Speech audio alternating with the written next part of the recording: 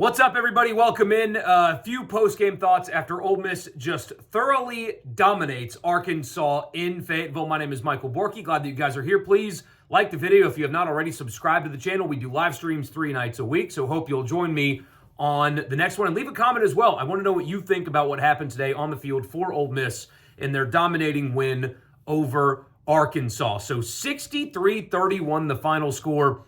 And, I mean, when you win a game in such dominating fashion, there's a lot of players that you have to talk to. There's a lot of things that happen. But I think it needs to start with the most obvious and the biggest thing. Because you guys know this. If you listen to the radio show every day especially, but on here as well during our streams and in podcast recording, I've been really hard on Jackson Dart, especially through the first 3 SEC games. Kentucky, even their win over South Carolina and LSU, he was not good enough, and that was not the only reason that they lost those games. They had chances, and they did poor things in other areas to lose those games, but he did not play well. And he didn't really play well in the first half against Oklahoma either. But the second half against Oklahoma, he was 14 of 17 for 220 and a touchdown, and he carried that over again today. Jackson Dart set the single-season record for passing yards in a single game and total offense. And the total offense record is for single game and career. And for good measure, Jordan Watkins set a single game record for receiving yards and touchdowns for Ole Miss. Jackson Dart for the last 6 quarters, well, he didn't really play in the fourth quarter, so really the last 5 quarters of football has been exceptional. He was 25 of 31 for 515 yards and 6 touchdowns today. And for good measure, he ran for 47 yards on 10 attempts. So he was absolutely phenomenal. And he's been phenomenal over the last, we can just call it 6 quarters, over the last game and a half. But that is the Jackson Dart that you saw a year ago. And that is the Jackson Dart that you knew that he could be. And the beauty of what he did in the second half against Oklahoma and in this game, he didn't just throw deep balls and it just started working all of a sudden. He took what the defense gave him. I think the play calling has been great over the last 2 games as well, but used Daquan Wright, who had a big game today as well, the tight end. It didn't rush things, didn't force things, took what the defense gave him, underneath route, and then boom, what was comfortable and confident and had a handful of great throws to Jordan Watkins over the top. And so he built confidence with taking what the defense gave him in short, intermediate, underneath throws, got comfortable, was good in the pocket. By the way, pass protection for Ole Miss, really, really good today. What was it? 1 sack I think Arkansas had here. Let me see if I can pull it up quickly. Just 1 sack for the Arkansas defense today. So pass protection, again, for Ole Miss was really, really good. And so obviously that helps the passing offense if you can protect Jackson Dart. But he was great today. And so if you're going to criticize when it's warranted, you need to praise when warranted. He has been absolutely phenomenal. He's been accurate. He's been on time. He has been a lot more comfortable under pressure. It looks like he's trusting his offensive line a little bit more. Accurate passes, both in the short, intermediate, and then again, there was a couple of deep balls that were just absolutely beautiful passes today. He was sharp as can be. When you're 25 of 31 for 515, it really doesn't get much better than that at the quarterback position. So an absolutely phenomenal day for Jackson Dart. And they were able to do this, 63 points in Fayetteville. By the way, Tennessee in a loss only scored 14 on that same field. But Jordan Watkins, so this is in the absence of their best wide receiver in Trey Harris, their starting tight end in Caden Prieskorn, a lineman out for good measure as well. Jordan Watkins goes for 254 on only 8 catches. Guys, that's 32 yards per reception for Jordan Watkins today. 5 touchdowns. Again, 5 touchdowns on 8 catches. So 5 of his 8 catches went for touchdowns. And 254 yards receiving. He was awesome. Daquan Wright was really good today, had 100 yards receiving on 9 catches.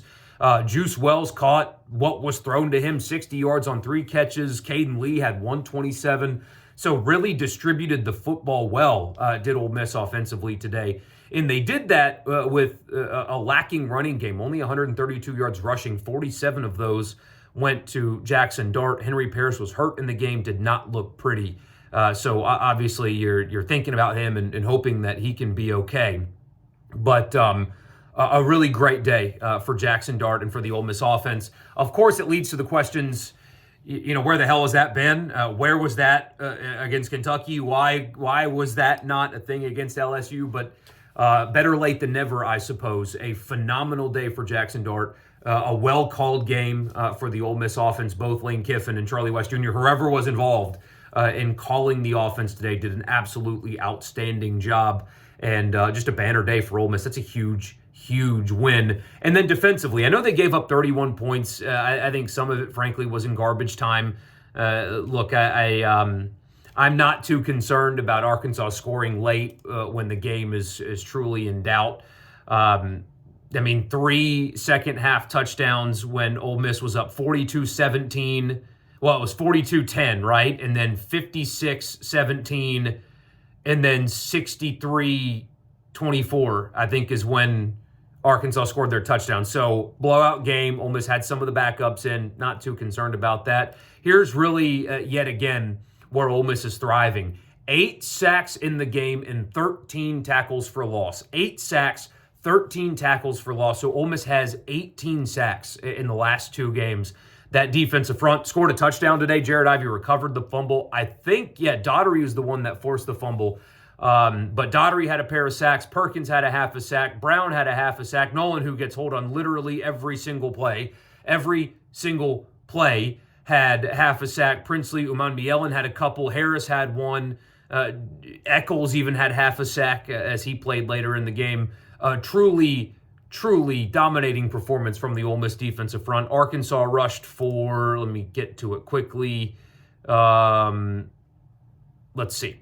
127 yards on 42 attempts. That's 3.4 per carry. So they did have some success through the air. Again, I think a lot of that had to do with the fact that it was garbage time, and Ole Miss had the game in complete control, and looked like a couple of times effort was lax there in the second half with a really significant lead, but still defensive front dominant. Jackson Dart exceptional, and Ole Miss gets a win that they absolutely needed to have, of course, but I cannot imagine a team could be more confident than this one going into.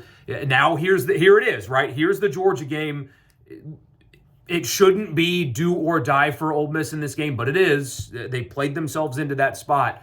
But here's an opportunity for Ole Miss playing well, executing offensively. Maybe Trey Harris will be back next week. Maybe Caden Prieskorn will be back next week. So they're getting a little bit healthier, riding high. I assume the fan base is bought right back in to this team now. And here's their opportunity against Georgia a week from today to make their case for the playoff. Here's their chance. They're playing well. Things are coming together. They're starting to peak as a football team. Here's their opportunity. Let's see if they can seize it. They had a lot of pressure on their shoulders today, did Ole Miss, and especially Jackson Dart. And they responded with an outstanding performance, a truly dominating win, one that they needed and one that they sure got. So thank you guys for tuning in. We'll be back on the live stream coming up tomorrow night at 8 o'clock, so I hope to see all of you guys there. In the meantime, enjoy the rest of your football weekend, and I'll talk to you on the live stream tomorrow night.